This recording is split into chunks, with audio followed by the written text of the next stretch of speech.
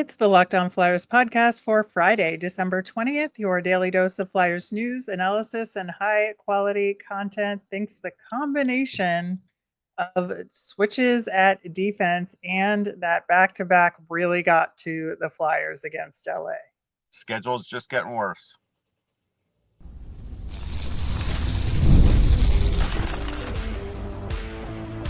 You're Locked On Flyers, your daily podcast on the Philadelphia Flyers.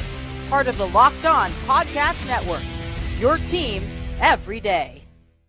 Hey there, and thanks for making Locked On Flyers your first listen every day. I am Rachel Donner. I've been podcasting about the NHL, the Flyers, and hockey for a decade. I'm here, as always, with prospect expert and Flyers credentialed reporter for 19 years, Russ Cohen. You can keep the season going with a big return on FanDuel. New customers can place a $5 bet. You'll get started with $150 in bonus bets if you win that first $5 bet. Visit FanDuel.com to get started. To keep up with our latest episodes and Flyers news, you can find us at Locked On Flyers on all your favorite socials, including Blue Sky, and of course, here on the Locked On Podcast Network, your team every day. Russ, so we are going to do a little pre-holiday break assessment of where the Flyers are, where the division looks versus where we thought it might look at the beginning of the season. Some very interesting surprises to talk about, including the Columbus Blue Jackets, who are fascinating. And you can hear us be very wrong about who won the game between them and the New Jersey Devils. But we were correct in that they win big when they win. So, given all that, the Flyers had a really unfortunate third period against the LA Kings. They were in it through the second period, obviously coming into that final frame tied, and then the score winding up being 7-4. I really do think that it wasn't necessarily a bad idea to sit Cam York for a game. Just given how he played in the last game, you saw he got benched a little bit. Okay, fine. Except it really wreaked havoc with the pairings. And I think the chemistry was off, anticipation was off, and it led to some defensive mistakes. Oh, there were plenty. Like if you were looking at either side, like for the first two periods, there was an opening each time on like the left side, and the Kings kept exploiting that. Then there was an opening on the right, on the goalie's right. In the third period, they exploited that a bit. Yeah, there was that. They definitely were missing Cam York. Like, there's no doubt about it. Mm-hmm. You can't really scratch a guy when the defense is like this. It doesn't make sense. Just because you may have something to prove as a coach to that player, you proved it by not playing him in the last game that you lost. Now you lost this one too. So I don't understand, what that really does. But look, the game was tied. You're right. They gave up 4 goals on 8 shots. Kolosov wasn't good enough. He wasn't even close to good enough. That's the reality, and this is why we talked about it. He may be listed as the number 2, but the one thing, after the first period, the Kings figured out what we had talked about, and they started to get in the crease and overloading the net and getting the puck from underneath of them and putting it in the net, and that was working, and a few other things too. Yeah, I mean, I would say there were definitely some defensive breakdowns that there was nothing Kolosov could do. Sure. But Kolosov, I mean, you could tell this is a learning goaltender who has his ways, and he hasn't figured out the adjustments yet to the NHL game completely. And so he's going to let in goals like he did in this game against LA. And again, that's why we have been talking about Ivan Fedotov as the better option right now as a backup, and let Kolosov make these mistakes in the AHL. Right. And I still think we're right in the grand scheme of things. I do too. And we'll see if they decide to go in that direction, or how many other chances they'll give Kolosov. But they have to solve the 3 goaltender issue regardless. However, I do want to call out, obviously, the Cates line, because, I think, again, everybody was not good in the third period, but they were definitely the standout line for the rest of the game, like the first 2 periods. No question. They were winning puck battles. Cates got another goal. might be the hardest working forward on the team. Yeah, that line's been good. The only problem is now Brink is starting to lose too many defensive battles and lose the puck. Like, again, I don't know if we want to talk about the 6-on-5 or the power play.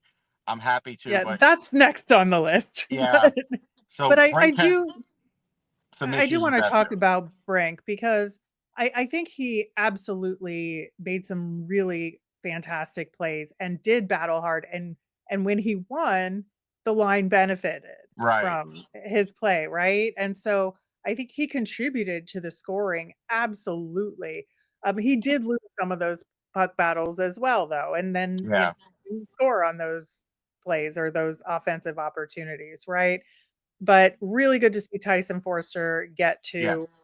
Really good to see Noah Cates get another goal. I think, the floodgates are starting to open a little bit for all of them, and I think it's really good in the long run, and I would not suggest breaking them up even to solve it. No, no, no way. Why would you? Yeah. So let's talk about the power play and the 6-on-5 because my frustration, I think, with the 6-on-5 than with the power play, it was that they were too static. When you have the man advantage, you have to keep moving in order Rotating. Yeah. for the defense to move. Flyers weren't moving, and so the Kings just had to stand there, and then they could intercept the puck. And that's what led to the empty net goal, right? That put the game away. Yes. Yeah, and I felt bad for Michkov because the Kings were putting at least three guys up on the red line there, and they had to get through them just to be able to get a zone entry on the power play. And I got to tell you, the last power play was the worst power play I've seen this year from any team in the NHL. Any team. Not only did they not have a shot, I'm not even sure they had more than 13, 14 seconds of zone time. Yeah, it did not look good. Let's be clear about that.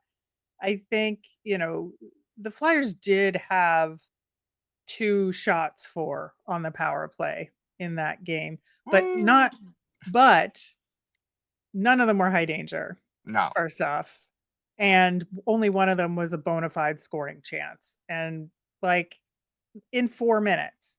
How's that I think possible? yeah, yeah. So, and that's just the power play, that does not include the 6-on-5 time. Right, right. So, I do think there's something going on there. I think Drysdale, again, does not come in deep enough. No. He stays too far out toward the blue He's line, very far when out, and if there's a mistake, the puck's out of the zone. Yep, yep, and he made a couple of those mistakes. He did. Yeah, it's unfortunate. Like, Drysdale at this point in his career should be better. He's not. And so, that's something now that really puts a wrench in the Flyers' plans, because now at some point they have to make the decision that Andrae is ahead of Drysdale on the depth chart. I would make that decision today. I don't know how long it's going to take the Flyers. Yeah, it's really frustrating, and, Emil Andrae comes back into the game, and I think, obviously, other than that one kind of major mistake that Yeah, led to yeah, a Kings goal, he played generally well, and so you yeah, wanna give him space to be in the lineup, but then if it's, wreaking havoc with everything else on the blue line, like, what do you do? right. That's a really good question for the Flyers right now. Yeah, I mean, again, York has to be in the lineup, and so does Andre. Look, we talked about it. I was talking to some other reporters. We all agree that if they have to deal Zamula, just deal Zamula. You can't keep scratching guys for 2, 3 games in a row. And then if there's an injury, Grounds is ready to come up. But it doesn't help anybody the way they have it. They should be carrying probably an extra forward. That would be Yeah, better, because there are some forwards that are really lagging and could use to come out of the lineup, but they don't come out of the lineup because they don't have anybody. right, right, and that's a whole other problem, That's a whole but other show. yeah, yeah, we'll absolutely get to that as well. But I think it is unfortunate just because I do think at a certain level they did run out of gas in that third period from the back to back. But I think some of the missed defensive coverage, like there's no excuse for that in terms Right.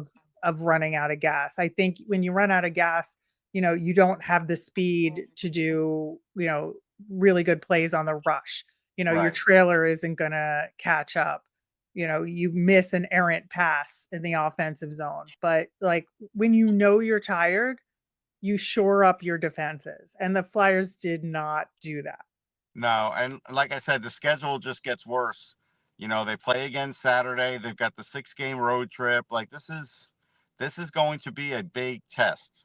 It will be. Well, we'll talk about that Saturday game later in the show when we talk Columbus Blue Jackets. And up next, we are going to get into our preseason thoughts about the Flyers versus kind of where they are now. It's a really weird time in the NHL Metro Division. We'll get into that coming up next. Today's episode is sponsored by Prize Picks. If you love sports, you're going to love Prize Picks, the best place to turn your sports knowledge into real money. Whether it's hockey, football, or any other of your favorite sports, Prize Picks makes it easy to get in on the action. You can now win up to 1,000 times your money on Prize Picks. Plus, this holiday season, they're giving away $30+ million in rewards during Picksmas and offering 2 free picks in December. When your picks hit, Prize Picks makes it so easy to cash out. You can get your money in as little as 15 minutes. Prize Picks also offers fun weekly promotions like Taco Tuesday, where select player projections are discounted up to 25%. So download the app today. Use the code LOCKEDONNHL to get $50 instantly after you play your first $5 lineup. That's right, $50 instantly. Prize Picks, run your game. All right, on Monday's show, we are going to recap the Flyers game against Columbus, which we're going to talk about later in the show.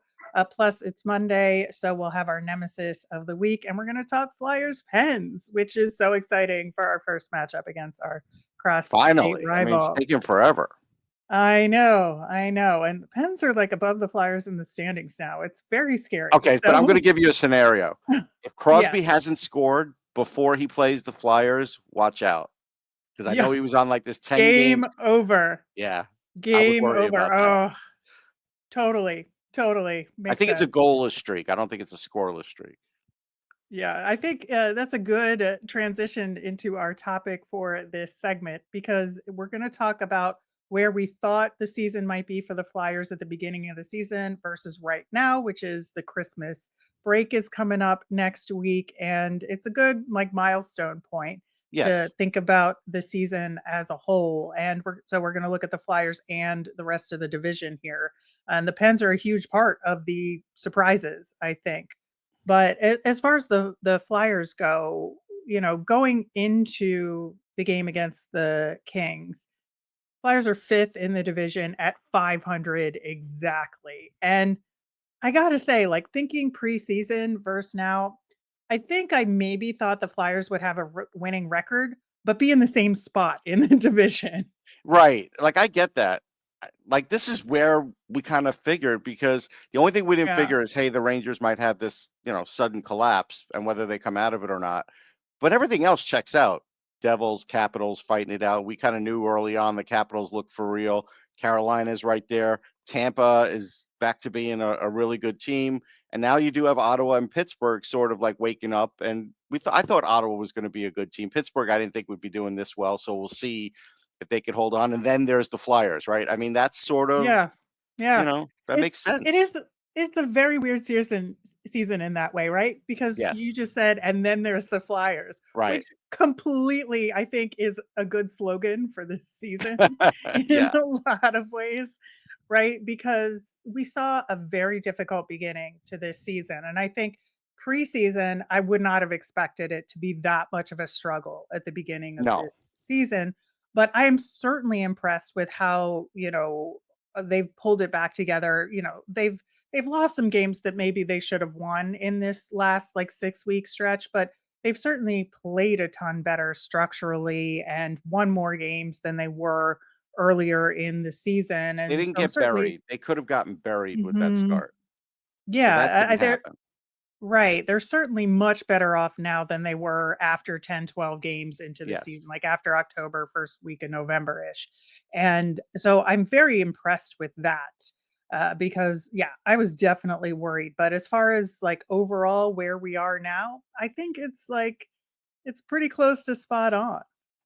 It is. The only thing that is probably surprising to me even is the differential being so high Mm, already at -15.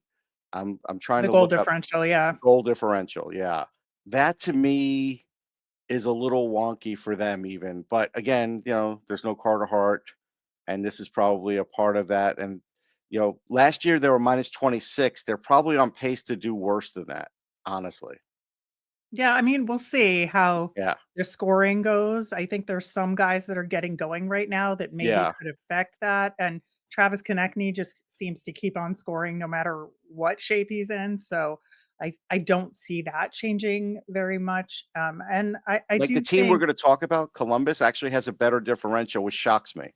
yeah, and they're in last place in the division. Right. So which is, I think, interesting because when Columbus wins, they really win, right? They're going to Yes. win a 7-2 game. They're going to Yes. win a 6-1 game, but then they're going to lose a 4-3 game They're going to every lose tight single time, games. Yeah. right? So Yeah. I think that kind of explains Columbus a little bit in the standings. But I think also, to your earlier point, looking at the division, I think we might have preseason put the Rangers in the spot where the Caps are right now Yeah. in For second sure. place. I definitely was thinking that or the third spot, no doubt. Right. So it would be the Devils, the Rangers, and the Hurricanes, right, in the top Yeah. 3. And then it would be, again, sort of like the Flyers, the Islanders, and then the Caps kind of fighting it out. But the vast difference between those top 3 teams and the rest of the division is astonishing. It's a lot. And it is something that I don't think anybody could have predicted, to be To honest. that degree, no, but we knew that the top 3 was like an impossibility. We did know that much. Oh, for the Flyers, sure. Yeah. But 100%. like, did I think the Caps, and I picked them to make the playoffs, but did I think they'd be a +35? No. No, and that's what's so wild because the goal differential is a great stat to look at, And Ovechkin's the been out. Like, this is a +35 without Ovechkin. correct. So the Caps are in second place at +35. The Devils are in first place at +27. The Hurricanes are in third at +25, right? Every other team in the division is in a negative. Now the Rangers are a -1, but the Right. Rangers are imploding in ways Right. that don't Yeah, I mean, affect the goal you know, differential, right? I've been using the Red Baron as an example. Like, I don't know if he Oh ever my came out god. of I don't know if he ever came out of those tailspins. Certainly Snoopy did. Right, So I right. don't know if the Rangers will either. Right. So it is just so remarkable that of those top 3 teams, the Hurricanes are at a +25 and the next closest team is at a -1. Yeah. Like, that just doesn't happen. No, it's pretty wild. But like the Devils being the first team doesn't surprise me. Like I knew once Right. they had gotten solid goaltending, 2 good goalies, I that know. was gonna How do dare it. they? How dare they? First off. That was gonna correct a lot of ills, and their home record's great as a result. That's one thing. When you look at Philly, they have a losing home record. That's not good. I think that's a huge part of it too. Although, interestingly, again, prior to the Kings game, the Rangers have the exact same home record as the Flyers do. They do. How does that happen in this Nobody would have universe, guessed right? that. Nope. Not That's in a crazy. million years. And I've been going back and forth on which is more surprising to me, what's been happening with the Rangers and what's been happening with the Caps. And honestly, it changes like on a Oh daily yeah. to day basis, right? Yeah, it does. To me, it's equally surprising. Yeah. And I think, there hasn't been a lot of huge streaks either in the No. division, right? Where, I mean, some Ottawa's on a 4-game winning streak. That's a well, lot they're right not now. in the division. No, that's true. In the division, you said. No, that's true. No, there's not. I mean, 3 is at the Devils. 3.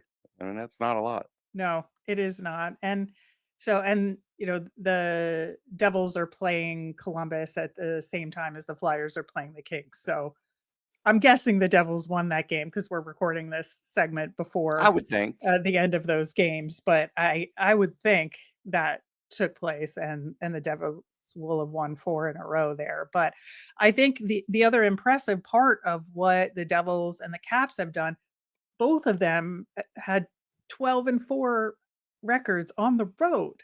Yeah. On the road. Yeah, it's impressive. I mean, that's just such a big turnaround. And, like I said, with the Caps, no Ovechkin for a fair amount of time, 7-2-1 in their last 10. Like they're Mhm. just rolling. And I'm not sure who their number one goalie is. And I'm not sure it matters right now. No, it does not, and that it is terrifying, absolutely terrifying, and I think that that's one of the reasons, going back to the Flyers here, and then there's the Flyers.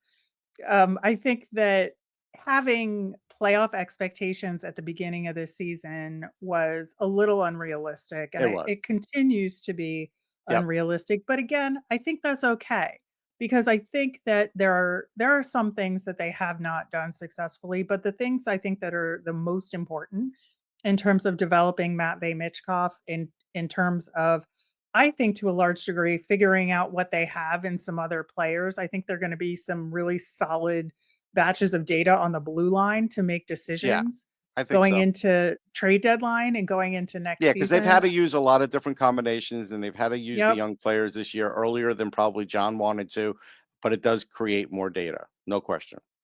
Yeah, I think, hopefully we'll see Helge Grans get a call up again at some Should. point this season and give, the Flyers some more data on him. Hopefully Anthony Richard's okay and we can, look forward to maybe a call up for him.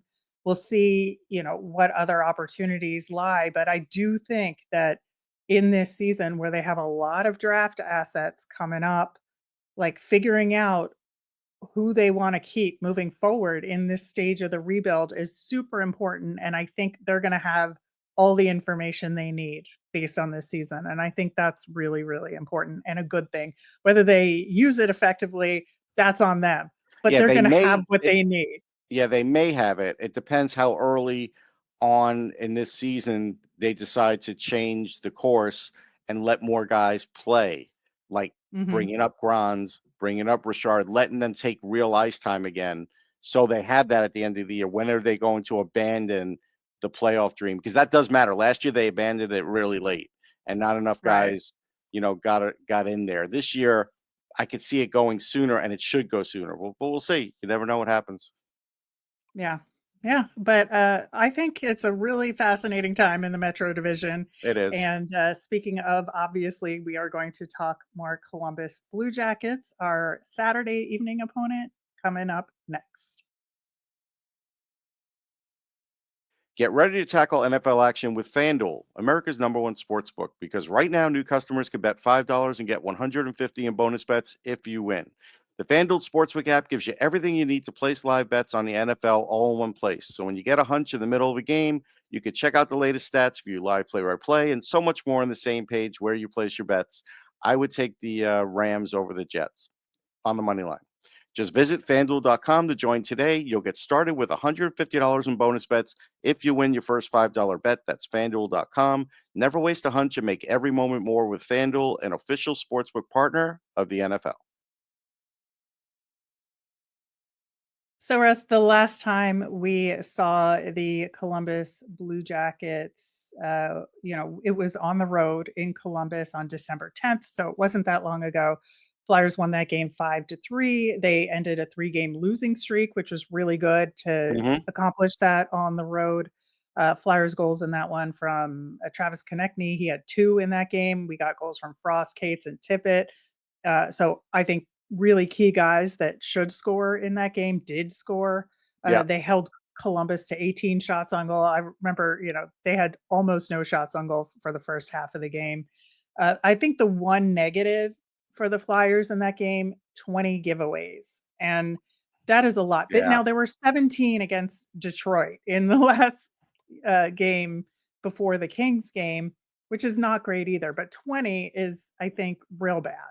It's bad. I'll tell you though, and this is something that really surprised me. Columbus is scoring a lot of goals.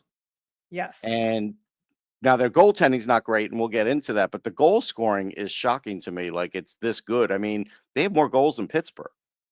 Yes, they do. And, and Yes, they that's, do. I don't know if we would have, predicted that. I mean, Marchenko is at 11, Werenski's at 10, a defenseman. We always talk about him. But they have a lot of other guys, Monahan 9, Kent Johnson 9. They're going to have they may have 4 20-goal scorers this year. So Right, and you look at the team goals for per game, they're at 3.22, so they're a above that lot. 3-goal Yeah. threshold significantly. That's That's something to look 11th in for. 11th in This- the NHL. And what I'm really driving at this can't be a run and gun game like it was against Detroit. Because these guys are used to scoring 5 goals at times. Flyers aren't. And yes, you could take advantage of their goaltending, but you got to have to kind of control the puck and don't let them have the puck so much. If they did what they did Yes. against Detroit, they might lose this game. Right, and I think that's the key here, right, is shot suppression. It's making sure that Columbus doesn't get those solid gold opportunities that they tend to take advantage of here. And again, prior to last night against the Devils, Columbus is on a 5-game losing streak, right? Yeah. And looking at, again, making the wild assumption that they lost to the Devils, that's a tough road, right? So they would be coming into Philadelphia really, really hungry to try and break that skid there. So I think it's just really important that the Flyers play a buttoned up game. And, given that this Kings game was the second half of a back to back, this time they'll have a rest day Yes. in Yes. between, which And is they'll need very it. The Kings important. will definitely run them up and down the ice. They'll lean on them. They play physical. So, yeah, they're going to need that extra day off for these guys.